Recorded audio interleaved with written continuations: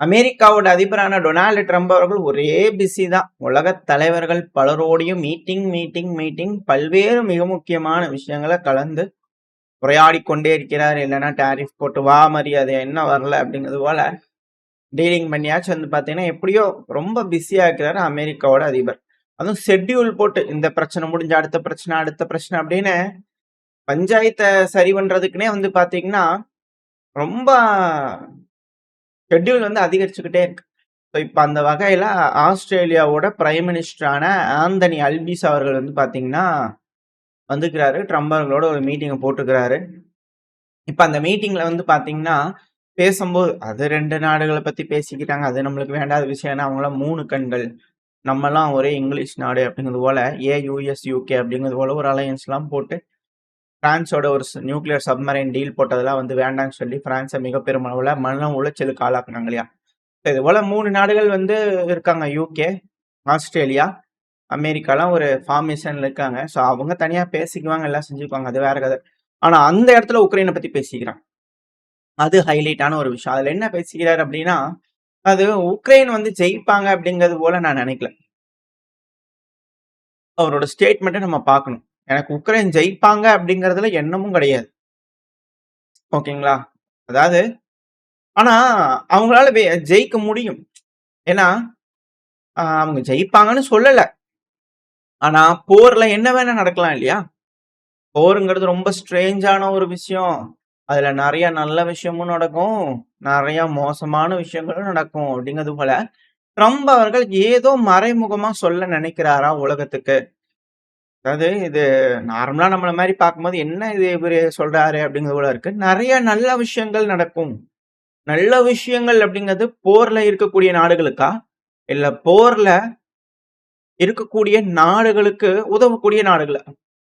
நல்ல விஷயங்களும் நடக்கும், கெட்ட விஷயங்களும் நடக்கும்னா, என்ன மாதிரியான நல்ல விஷயங்கள், என்ன மாதிரியான கெட்ட விஷயங்கள், யாருக்கு? அப்படின்ற கேள்விகள் வருது. ப்ராக்ஸி யுத்தம்னாலே என்ன? அமெரிக்காவோட செக்ரட்டரி ஆஃப் ஸ்டேட் அவர்கள் மார்க்கோ ரூபியோ அவர்களே வந்து பார்த்தீங்கன்னா, சொல்லியிருந்தார் இல்லையா? இது அமெரிக்காவுக்கும், ரஷ்யாவுக்கும் இருக்கக்கூடிய ஒரு ப்ராக்ஸி யுத்தம் தான் உக்ரைன் அப்படிங்கிற சொல்லியிருந்தார் இல்லையா? இப்ப ப்ராக்ஸி யுத்தம் அப்படின்னு வந்துருச்சுனாலே நெறைய நல்ல விஷயங்கள், கெட்ட விஷயங்கள் நடக்கத்தான் செய்யுது. இப்ப அதுக்கான மீட்டிங், அது முடிவு பெறதுக்கான மீட்டிங்கா? இல்ல தொடக்கத்துக்கான மீட்டிங்கா? புது தொடக்கத்துக்கான மீட்டிங்கா? அப்படிங்கறது தெரியல. ஆனா அந்த மீட்டிங்க்கான வழி பாதைகள் ரெடி பண்ணிட்டு இருக்கு. ஸோ பல்கேரியாவோட ஃபாரின் மினிஸ்டர் தரப்புல ஸ்டேட்மெண்ட் வந்திருக்கு. ஜார்ஜியேவ் அவர்கள். ஸோ அவர் என்ன சொல்லிக்கிறாருன்னா, ஆஸ்திரியா வந்து எங்ககிட்ட கேட்டாங்க. சாரி, ஹங்கேரி எங்ககிட்ட கேட்டாங்க. விக்டர் ஆர்பன் அவர்கள் வச்சிருக்கிறார் ரெக்வெஸ்ட். ஏங்க ஏர் காரிடார் விடுறீங்களா? ரஷ்ய அதிபரான விளாடிமிர் புட்டின் அவர் தலைவர் வரார். பத்திரமா வந்துட்டு போறது கொஞ்சம் வழி விடுங்க அப்படிங்கிற கேட்டுக்கிறாங்க. ஸோ அதுக்கு பல்கேரியா ஓகே நாங்க ஆஃபர் பண்ண ரெடி. இந்த வரலாற்று சிறப்பு மிக்க ஒரு விஷயம் நம்ம நாட்டு வழியா நடந்திருக்கு அப்படின்னா வரவேற்கத்தக்க வேண்டிய விஷயம் தான். ஏன்னா பல்கேரியா அப்படிங்கிறது வந்து பாத்தீங்கன்னா ஹாஃப் ஆஃப் த பிளேஸ் இது எல்லாமே இன்வால்வ் ஆகக்கூடிய ஒரு பகுதி. மிக முக்கியமான ஒரு விஷயம். எப்படி சொல்றது? அதுல இந்த வெள்ளை கருப்பு இருக்கு இல்லையா? ஸோ அதுல வந்து நீங்க அதுல பாத்தீங்கன்னா தெரியும். இந்த பல்கேரியால நம்ம ஒரு செய்தி நம்ம பார்த்திருப்போம் தொடக்கத்துல. அ கத்தோலிக் அதுக்கப்புறம் வந்து பார்த்தீங்கன்னா ஆர்த்தோடாக்ஸ். ஸோ இதுல அந்த ஆர்த்தோடாக்ஸுக்கு எதிரா வந்து பார்த்தீங்கன்னா பிரச்சனைகள்லாம் வர மாரி இருக்கும்போது, அங்க ஒரு புரொட்டஸ்ட்லாம் நடந்துட்டு இருந்தது. ஏகப்பட்ட விஷயங்கள் அதுக்கு பின்னாடி நெறைய இருக்கு. அத நம்ம பேச முடியாது. ஏன்னா நம்மளுக்கு தெரியாது இல்லையா? ஸோ அந்த காரணத்துல அந்த மாரி ஒரு சண்டை அங்க நடந்துட்டு இருந்துச்சு. ஸோ அதுக்கப்புறம் எல்லாம் ரெடி ஆயி எல்லாம் பண்ணியிருக்காங்க. இந்த மாறுதல் அப்படிங்கிறது போல விஷயங்கள்லாம். ஏன்னா செர்பியா, பல்கேரியா இவங்க எல்லாம் வந்து பார்த்தீங்கன்னா, இந்த பிளாக் அண்ட் ஒயிட்ல வந்து பார்த்தீங்கன்னா, மிங்கிள் ஆகக்கூடிய நாடுகள், இன்வால்வ் ஆகக்கூடிய நாடுகள். ஏன்னா இந்த பிராந்தியத்துல இருந்து தான் உருவானது அந்த பிளாக். ஸோ அந்த பிளாக்க வந்து பாதுகாக்க வேண்டிய ஒரு விஷயம் வந்து பார்த்தீங்கன்னா, அவங்க ரஷ்ய தரப்புலருந்து வச்சிருக்காங்க. இவங்கலாம் அந்த காலத்துல இருந்தே வந்து பார்த்தீங்கன்னா, ஒரு ஒண்ணு மண்ணா இருக்கக்கூடிய ஒரு விஷயம். ஏன்னா ரஷ்யா வந்து பார்த்தீங்கன்னா, பை டிஃபால்ட்டா இல்ல. அந்த ஆரிஜின் ஆஃப் ரஷ்யா கதை பார்த்தீங்கன்னா தெரியும். கொஞ்சம் இது பேசுற மாரி இருக்கும். வேற வழி இல்ல. ஏன்னா தெளிவா பேச முடியாது. ஏன்னா எனக்கு தெரியாது. அந்த ஒரு காரணத்துல எனக்கு தெரியாதுங்கிறத நீங்க புரிஞ்சுக்குவீங்கன்னு நெனைக்கிறேன். ஸோ இதுக்கு பின்னாடி ஒரு பிரச்சனை இருக்கு. அத மட்டும் நீங்க தெரிஞ்சுக்கிட்டீங்கன்னா ஓகே. புரிஞ்சீங்கன்னா கமெண்ட் செக்ஷன் சொன்னீங்கன்னா எல்லாரும் தெரிஞ்சுக்குவோம். அவ்வளவுதான். மத்தபடி எதுவும் இல்ல. இப்ப இந்த பல்கேரியா வந்து பார்த்தீங்கன்னா, கொஞ்சம் பாசிட்டிவ் ரெஸ்பான்ஸ் ரஷ்யாக்கு. ஏன்னா இந்த இடத்துல இன்னொரு விஷயம் இருக்கு. கருங்கடல். கருங்கடல்ங்கிறது வந்து பார்த்தீங்கன்னா, பல்கேரியாவுக்கும் தொடர்பு இருக்கு. 2வது துருக்கிக்கும் தொடர்பு இருக்கு. இந்த பிராந்தியத்துல போர் வந்தது. அந்த டைம்ல துருக்கி எகெயின்ஸ்ட் அடிக்கிறதுக்கு வந்து பண்ணா, துருக்கி அந்த டைம் ஒட்டோமன் பெரிய ஸ்ட்ராங்கா இருக்கும்போது ரஷ்யா, யூகே, பிரான்ஸ், ஸோ இவங்க எல்லாரும் ஒண்ணு கூடி வந்து பாத்தீங்கன்னா இந்த இடத்துல அடிச்சுக்கிறாங்க துருக்கிய. அதுக்கப்புறம் வந்து பாத்தீங்கன்னா துருக்கி, பிரான்ஸ், யூகே இவங்கள ஒண்ணு கூடி வந்து ரஷ்யா அடிச்சுக்கிறாங்க. இது மாதிரி பலவேறு கதைகள் இருக்கு இந்த இடத்துல. கருங்கடலை பொறுத்த வரைக்கும் வரலாறு படிச்சீங்கன்னா இது என்னடா கூட்டணி இது அப்படிங்கிறது போல இருக்கு. ஆக மொத்தம் இங்க யாரும் பவரா இருக்கக்கூடாது. அதுக்கு யார் வேணா அலையன்ஸ் சேர்ந்துக்குவாங்க. அதுதான் இங்க இருக்கக்கூடிய விஷயம். ஸோ அதுல இந்த பல்கேரியா வந்து பாத்தீங்கன்னா இப்ப வழி விடுறோம் அப்படிங்கிறத சொல்லியிருக்காங்க. ஏன்னா இது எல்லாமே இதுக்கு பின்னாடி இருக்கக்கூடிய காரணங்கள், காரணங்கள் இருக்கு அப்படிங்கிறது மட்டும் புரிஞ்சுக்கிட்டா போதும். ஸோ ஹங்கேரிக்கு வராங்க. ஸோ ஹங்கேரியில வந்து பாத்தீங்கன்னா ஒரு மீட்டிங் நடக்க இருக்கு. இப்ப இந்த மீட்டிங்க்கு வந்து வழிப்பாதைகள் செட் ஆயிடுச்சு. ஸோ ரஷ்யா, துருக்கி, Bulgaria, Hungary, Serbia, Hungary, so இந்த வழியில வந்து பாத்தீங்கன்னா நடக்கும் அப்படிங்கிறத புரிஞ்சுக்கிச்சு. இப்போ இந்த இடத்துல வந்து பாத்தீங்கன்னா உக்ரைனோட ஃபாரின் மினிஸ்டர் உக்ரைனோட முன்னாள் பிரைம் மினிஸ்டர் நிக்கோலேவ் அஸ்ரோவ் அவர்கள், ஸோ பேர் கொஞ்சம் கட்டாவில் இந்த இமேஜ் இருக்கு இல்லையா, ஸோ அவர் தான். ஸோ இவருனா உக்ரைனோட முன்னாள் பிரைம் மினிஸ்டர் இருந்தவர். இவர் என்ன சொல்லிக்கிறாருன்னா, இப்பவாச்சும் இரு தலைகளும் ஹங்கேரியில வச்சு பேசிக்கிறாங்களே, இது ஒரு அமைதிக்கான பேச்சுவார்த்தையா இருக்கணும், அமைதி கொண்டு வரணும், நிலைநாட்டணும், அதை நான் நம்புறேன் அப்படிங்கிறதோட அவர் தரப்புன்னு வந்திருக்கு. வரவேற்கத்தக்க வேண்டிய விஷயம். அமைதி வருது, அதுக்காக பேசுங்க அப்படிங்கிற உக்ரைன் தரப்புல இருந்து ஒரு ஸ்பீச் வருது அப்படின்னா அது வரவேற்கத்தக்க வேண்டிய விஷயம் தான். இதுல என்ன சொல்ல வராங்க அனாலிசிஸ் அப்படின்னா, அனாலிசிஸ்லாம் திங்க் டேங்க்ஸ்லாம் இருப்பாங்க இல்லையா, ஸோ அவங்க தரப்புல இருந்து வரக்கூடிய கருத்துக்கள் என்ன அப்படின்னா, இங்க பாருங்க ரஷ்யா, ஹங்கேரி தான் பார்டர், ஓகேவா, நாட்டோ இதுக்கு மேல வராது, இதுதான் நாட்டோ, உக்ரைன் பஃபரா வச்சுக்கலாம், உக்ரைனுக்குள்ள நாங்க வரல, ஓகேவா, இதோட பிரச்சனையை முடிச்சுக்கலாமா அப்படிங்கிறது போல கைய குலுக்கிட்டு போறதுக்காக இந்த இடம் வரைக்கும் உங்களுது, ஹங்கேரிக்கு முன்னாடி வரைக்கும் உங்களுது அப்படிங்கிறது போல வந்து பாத்தீங்கன்னா ஏதாவது ட்ரம்ப் அவர்கள் கொடுத்துருவாரா? ஏன்னா எலெக்ஷன் வருதுன்னா ஆன் ரஷ்யன் டேர்ம்ஸ். ரஷ்ய அதிபரான விளாடிமிர் புட்டின் அவர்கள் என்ன சொன்னாரு, இருக்கிறலாம் நான் அதிபரை ஏத்துக்க மாட்டேன், மக்கள் முதல்ல ஒரு நபரை தேர்ந்தெடுக்கட்டும், அதுக்கப்புறம் ஒரு அரசாங்கம் அமையட்டும், அதுக்கப்புறம் நாங்க அவங்க கிட்ட பேசிக்கிறோம் அப்படிங்கிற சொன்னார் இல்லையா. ஒன்ஸ் இங்க எலெக்ஷன் நடக்க ஆரம்பிச்சிருச்சு அப்படின்னா, இந்த ஹங்கேரியில மீட்டிங்க்கு அப்புறம் நடக்க ஆரம்பிச்சிருச்சு அப்படின்னா, உக்ரைன்ல இருந்து எல்லா சீக்ரெட் சர்வீஸும் வெளியே வராங்க. ரஷ்யாவோட எப்படி மெய்தான் மூவ்மெண்ட் நடக்கிறதுக்கு காரணகர்த்தாவா இருக்கக்கூடிய நபர்கள்லாம் சேஃப் அண்ட் செக்யூரா வெளியே வந்துருவாங்க காரிடோர் போட்டு. அதுக்கப்புறம் ரஷ்யா நீயே வச்சுக்க அப்படிங்கிறது போல கொடுத்துட்டு போயிடுவாங்களா அப்படின்ற கேள்விகள் இருக்கு. வெயிட் பண்ணி பார்ப்போம். அது போல நடக்குது. எலெக்ஷன் உக்ரைன்ல வச்சா on Russian terms, on Russia விக்டரியில இது நடக்க இருக்கு. இந்த பிரச்சனை முடியிருக்கு அப்படிங்கிறத முடிச்சுக்கலாம். இல்ல அப்படின்னா வேற மாதிரியா என்ன ஏதுங்கிறத வெயிட் பண்ணி பார்க்கலாம். இது போல பல அனாலிசிஸ் வந்து பண்ணா பேசிட்டு இருக்காங்க. என்ன நடக்க போன்ற வெயிட் பண்ணலாம். ஆனா இந்த டைம்ல பிரான்ஸோட அதிபரான இமானுவேல் மேக்ரன் அவர்கள் ஒரு அனௌன்ஸ்மெண்ட், ஏன்பா தானா முன் வந்து உதவும் கூட்டம் உக்ரைனுக்கு வாங்க ஒரு மீட்டிங்கை வச்சுக்கலாம், 24ஆம் தேதி பேசலாம் அக்டோபர். ஏன்னா ஹங்கேரி, அமெரிக்கா அதிபர், ஸோ இவங்களாம் மீட் பண்ண போறாங்க. இது யூரோப்புக்கே ஒரு தலை உணிவு. இந்த கோர்ட்ல கேஸ் போட்டிருக்காங்க.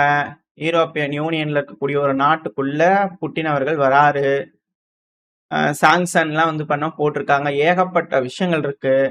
இப்போ உக்ரைன் யூரோப்புக்கே வந்து உட்காந்துட்டு போறாரு அப்படிங்கும்போது அது தலைகுனிவு, அவங்களால எதுவுமே செய்ய முடியல அப்படிங்கும்போது அது ரொம்ப பிரச்சனையா இருக்கு. இது போல ஒரு இக்கட்டான சூழ்நிலைக்கு முன்னாடி வாங்க தானா முன் வந்து பிரச்சனையை முடிச்சுக்கலாம் அப்படிங்கிறது போல 24 ஒரு அக்டோபர்ல 24 ஒரு மீட்டிங்கை போட்டு ஏதாவது பேசுவாங்களா, இல்ல எஸ்கு புஸ்கா ஏதாவது திட்டம் போடுவாங்களா, என்ன நடக்க போகுதுன்னு பார்க்கலாம். ஆனா அந்த மீட்டிங்க்கு ஜெலன்ஸ்கி அவர்களை வந்து அட்டென்ட் பண்ணுவாரு அப்படிங்கிற சொல்லிக்கிறாங்க. பர்சனலா அவரே வந்து அட்டென்ட் பண்ணுவாரு அப்படிங்கிறது போல.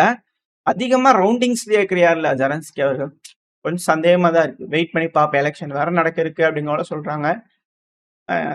அரசல் புரசலா வரக்கூடிய விஷயம், ஏன்னா மார்ஷல் லைன் எக்ஸ்டெண்ட் ஆகல.